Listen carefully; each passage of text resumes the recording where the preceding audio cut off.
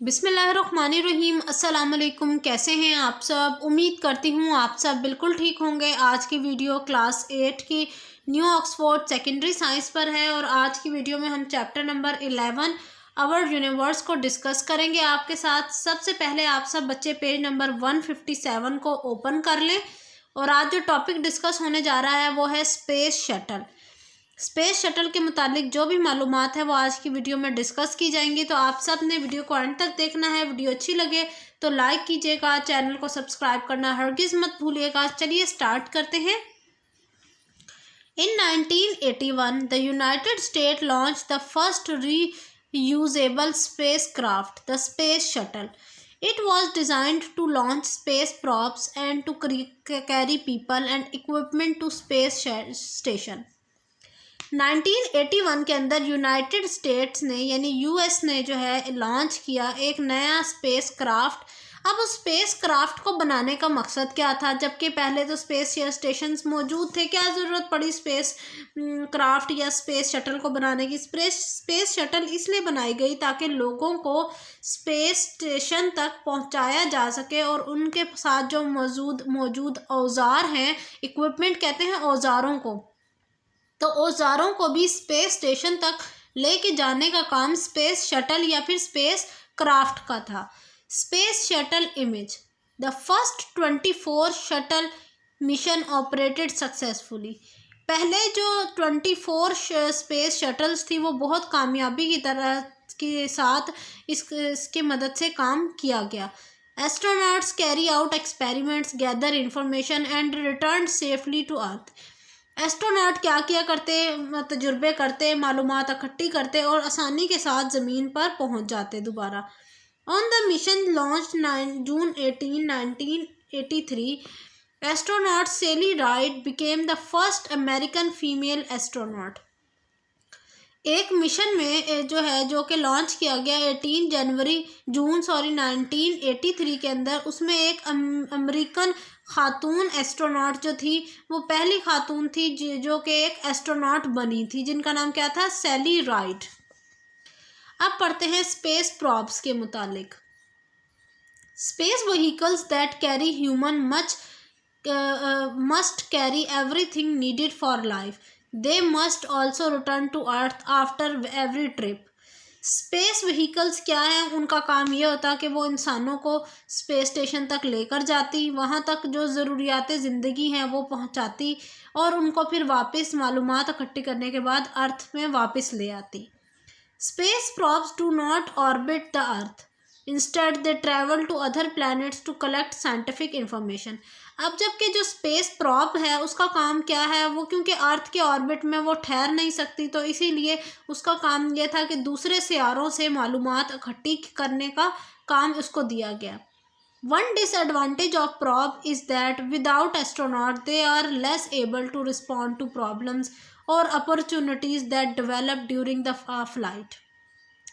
एक जो space probe का नुकसान ये था कि जो अगर कोई एस्ट्रोनॉट मौजूद ना होता तो वो अच्छे तरीके से जवाब ना देती सवालों का। जो इश्यूज़ सॉल्व करने के लिए उसे दूसरे सियारों पर भेजते तो वो उन मामलात का जवाब ना दे पाती।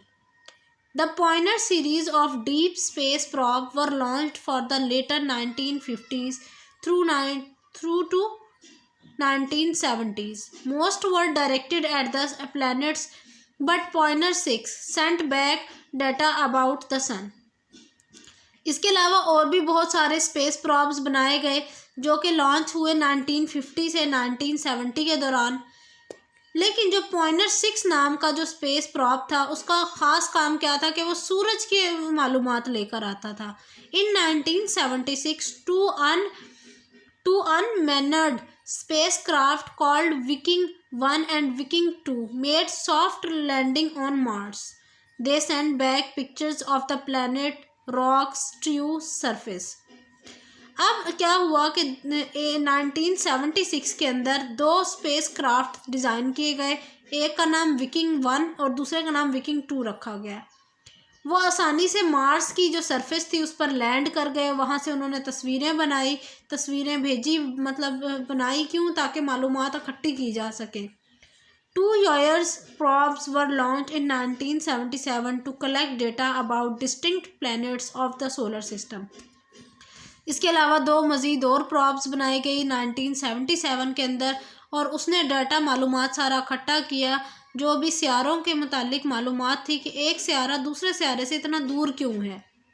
In the year that followed the wire flu past Jupiter, Saturn, Uranus and Neptune. अब वो बता रहे हैं कि जो प्रॉप 1977 में बनाया गया था उसने इन सियारों की मालूमात इकट्ठी की और ज़मीन पर वापस भेजी। इसके अलावा खला के मुतालिक, चाँद के मुतालिक और जो रिंग्स मौजूद हैं सोलर सिस्टम में उसके मुतालिक भी बहुत सारी मालूमात भेजी। The United State launch the Mars Pathfinder in December 1996. It landed on Mars on July 4, 1997. इसके अलावा यूएस ने एक और प्रॉब डिज़ाइन किया जिसका नाम पाथफाइंडर रखा, जो कि मार्स पर लैंड करवाया गया 1997 के अंदर। Pathfinder then released a 6-wheeled robot called Sojourner. Sojourner collected data that may help to answer the questions of whether life has ever existed on Mars. कह रहे हैं फिर उसके बाद एक रोबोट लॉन्च किया गया। उस रोबोट का काम क्या था, वो उसने जो है ना इस सवाल का जवाब ढूंढने की कोशिश की मार्स पे कि क्या ज़िंदगी कभी भी पॉसिबल है कि मार्स पर हो सकेगी। The United States send 2 more robots to Mars 2003. इसके अलावा यूएस ने 2 रोबोट्स और भेजे मार्स पर 2003 में। They landed in late 2003 and earlier 2004 on opposite side of the planet. These robots called Sprite and Opportunity took photographs and carried out experiments on the planet's soil and rock. अब जब ये जो robots थे, 2 मज़ीद और robots जो भेजे गए थे मार्स पे 2003 और 2004 में जाकर वो लैंड कर गए। उन रोबोट्स ने क्या किया कि कुछ तस्वीरें और कुछ सैंपल इकट्ठे किए उस सियारे की मिट्टी और चट्टानों की।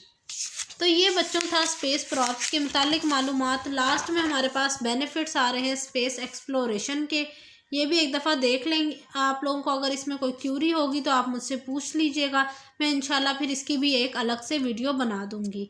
इंशाल्लाह मुलाकात होती है अब आपसे नेक्स्ट वीडियो में, जिसमें मैं आपके साथ एक्सरसाइज का सोल्यूशन शेयर करूँगी।